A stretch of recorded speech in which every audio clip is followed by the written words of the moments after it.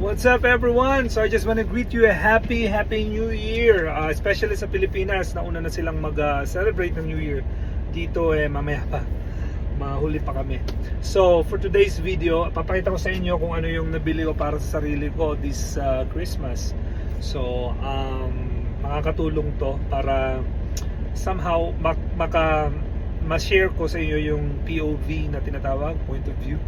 Habang nagdadrive ako, malay natin, ma-enjoy natin yung ma-enjoy nyo kung ano yung ginagawa ko while driving, so kung anong nasa daan. Although dito lang kami sa Las Vegas, locally, so hindi lang naman sa truck, so pwede kong gamitin to sa anumang content na pwede kong i-share sa inyo, sa mga curious about sa buhay-buhay dito sa abroad, sa US. So ito yung in-order ko, Meta Ray-Ban. So Meta Ray-Ban collaboration.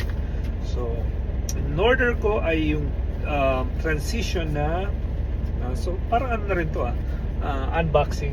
Hindi ako marunong mag-unboxing So yeah, Ray-Ban, Meta Ray-Ban.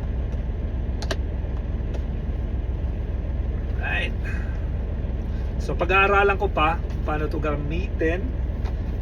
Magda-download pa ng app, Meta app. So yan, transition to sa green.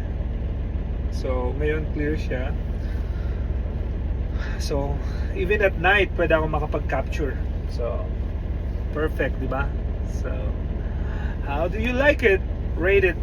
Alright, Happy New Year again everyone. So abangan nyo yung video na i-share ko sa paggamit ito. Probably tomorrow, New Year's day, kasi magtatrabaho tayo kahit holiday. Alright, ciao, be safe everyone, Happy New Year.